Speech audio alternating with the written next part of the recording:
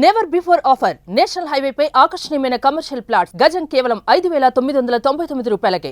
ఆంధ్రప్రదేశ్లో కూటమి ప్రభుత్వం ఇచ్చిన హామీల్లో సూపర్ 6 లో ఒక ప్రధానమైన హామీ ఉచిత బస్సు పథకాన్ని నెరవేర్చింది. ఆగస్టు 15వ తేదీ రోజునే ఆంధ్రప్రదేశ్లో మహిళలకి ప్రధానంగా ఆర్థిక స్వేచ్ఛని ఇచ్చేటువంటి అంశంగా దీన్ని చెప్తున్నారు. దీనికి సంబంధించినటువంటి first travel AP CM, deputy CM, అలానే మంత్రి నారా లోకేష్, బీజేపీ రాష్ట్ర అధ్యక్షుడు మాధవ్ వీళ్ళందరూ కలిసి చేశారు.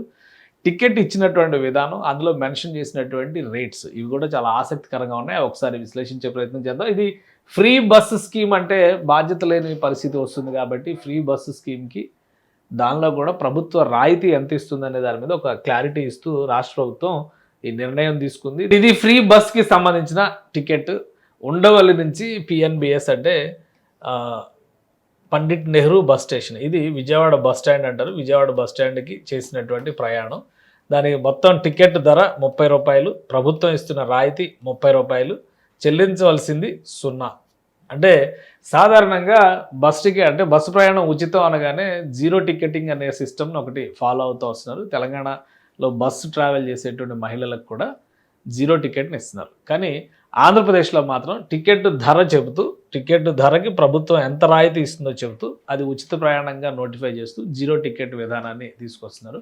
సో దీనివల్ల ఏంటంటే ఉచితం అనేది అనుచితం కాకూడదు అనేటువంటి ఒక ఆలోచన దీని వెనక ఉండవచ్చు. అలానే టికెట్ ఇచ్చేటువంటి విధానంలో కూడా ఆంధ్రప్రదేశ్ ప్రభుత్వం స్త్రీ శక్తి పేరుతో పెట్టినటువంటి ఈ స్కీమ్ని ప్రత్యేకంగా ప్రజల్లోకి తీసుకెళ్లాలనేటువంటి ఒక ఆలోచన చేసింది. కాబట్టి టికెట్ ప్రజెంట్ చేసేటువంటి విధానంలోనే కొన్ని మార్పులు చేర్పులు తీసుకొచ్చి మిగతా రాష్ట్రాలతో పోల్చి చూసినప్పుడు, కర్ణాటక కానీ తెలంగాణ కానీ పోల్చి చూసినప్పుడు డిఫరెంట్గా ఉండాలని చెప్పని ఈ ప్రయత్నం చేసినట్టుగా కనిపిస్తుంది. ఇది బస్సు ప్రయాణానికి సంబంధించి అంటే ఉండవల్లి మంగళగిరి నియోజకవర్గంలోకి వచ్చేటువంటి ప్రాంతం. సో ఉండవల్లి నుంచి ఇక్కడ విజయవాడ బస్ స్టాండ్ వరకు జరిగినటువంటి ప్రయాణంలో ఆంధ్రప్రదేశ్ ముఖ్యమంత్రి చంద్రబాబు నాయుడు, ఉప ముఖ్యమంత్రి పవన్ కళ్యాణ్, ఆ నియోజకవర్గ ఎమ్మెల్యే ప్లస్ మంత్రి నారా లోకేష్, అలానే బీజేపీ రాష్ట్ర అధ్యక్షుడు మాధవ్ కూడా ఉన్నారు. కొంతమంది మహిళలతో కలిసి వాళ్ళు ప్రయాణం చేశారు.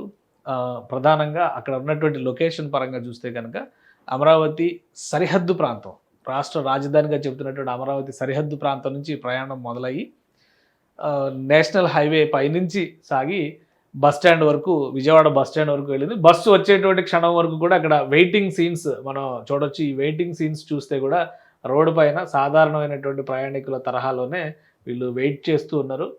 సో ముఖ్యమంత్రిని లోకల్ ఎమ్మెల్యేగా నారా లోకేష్ రిసీవ్ చేసుకున్నారు. బస్సు వచ్చే వరకు వెయిట్ చేశారు.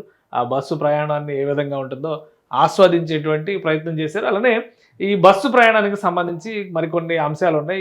ఏ బస్సుల్లో ప్రయాణం చేయవచ్చు, వాటికి సంబంధించినటువంటి వివరాలు కూడా ఒకసారి మనం పరిశీలిద్దాం. సో ఈ బస్సు ప్రయాణానికి సంబంధించి ఆంధ్రప్రదేశ్ ప్రభుత్వం కొన్ని పారామీటర్స్ పెట్టింది. ప్రధానంగా 5 రకాల బస్సుల్ని ఈ ప్రయాణానికి సంబంధించి కేటాయిస్తున్నారు. ఇది పల్లె వెలుగు బస్సు, తర్వాత express service, metro service, ultra Palle Velugu, ordinary bus. ఈ బస్సుల్లో ఈ ఫ్రీ స్కీమ్ నడుస్తుంది. అంటే మహిళలు చేసేటువంటి ప్రయాణానికి సంబంధించి ఎలాంటి టికెట్ ధరలు చెల్లించాల్సినటువంటి అవసరం లేదు.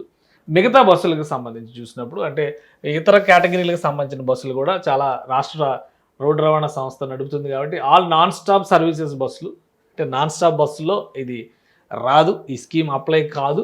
అలానే చార్టర్డ్ బస్సెస్ వీటికి అప్లై కాదు, లగ్జరీ బస్ సర్వీసులకి అప్లై కాదు, సప్తగిరి ఎక్స్ప్రెస్కి అప్లై కాదు, ఇంటర్స్టేట్ సర్వీస్ బస్సెస్ అంటే ఇప్పుడు ఆంధ్ర తెలంగాణ మధ్య నడిచేటువంటి బస్సులకు కూడా ఇది అప్లై కాదు, ప్యాకేజ్ టూర్ బస్సెస్ కూడా అప్లై కాదు, అల్ట్రా డీలక్స్ బస్సెస్కి అప్లై కాదు, స్టార్ లైనర్లకి అప్లై కాదు, ఏసీ బస్సులకు కూడా అప్లై కాదు.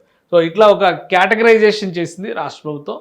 ఇది కొన్ని రకాల బాధ్యతల్ని ప్రజలకు తెలియజెప్పేటువంటి క్రమంలోనే ప్లస్ అల్పాదాయ వర్గాల ప్రజలకి, ఎక్కువగా సాధారణ బస్ సర్వీసులను ఉపయోగించేటువంటి ప్రజలకి, వాళ్ళ అవసరానికి, వాళ్ళ జీవనోపాధికి దగ్గర ఉన్నటువంటి పనుల కోసం వెళ్ళేటువంటి వాళ్ళకి ఒక వెసులుబాటు ఇవ్వడం కోసమే ఈ స్కీమ్ని అమలు చేస్తున్నట్టుగా రాష్ట్ర ప్రభుత్వం చెప్తుంది. అందరికీ ఉచితం అనేటువంటి స్కీమ్ పెడితే ఇది ఒక అనుచితమైనటువంటి పథకంగా మారే ప్రమాదం ఉంటుంది. కాబట్టి రాష్ట్ర ప్రభుత్వం ఈ నిర్ణయం తీసుకుంది. సో లాంఛనంగా ఈ బస్సు ప్రయాణం అనేది ఆంధ్రప్రదేశ్లో ఉచిత బస్సు ప్రయాణం అనేది మొదలైంది.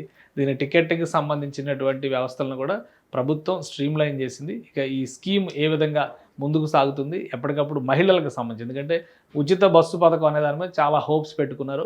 హైదరాబాద్ తరహాలో వర్క్ అట్మాస్ఫియర్ లేదు, వర్కింగ్ ఉమెన్ క్లాస్ తక్కువగా ఉంటుంది కాబట్టి ఆంధ్రప్రదేశ్లో ఓన్లీ మెట్రో సిటీస్గా ఉన్నటువంటి విజయవాడ, గుంటూరు, అలానే వైజాగ్, ఇటు తిరుపతి, కర్నూలు లాంటి ప్రాంతాల్లో మాత్రం ఎక్కువ ప్రయోజనం ఉంటుందనేటువంటి అభిప్రాయం వ్యక్తమవుతుంది. సో మొత్తానికి స్త్రీ శక్తి పథకం ప్రారంభం అయింది కాబట్టి ఈ పథకం ఎలా అమలవుతుందో ఇక వేచి చూడాలి. సుమన్ టీవీలో మీ పర్సనల్ అండ్ బిజినెస్ ప్రమోషన్స్ కోసం కింది నెంబర్కి కాంటాక్ట్ చేయండి.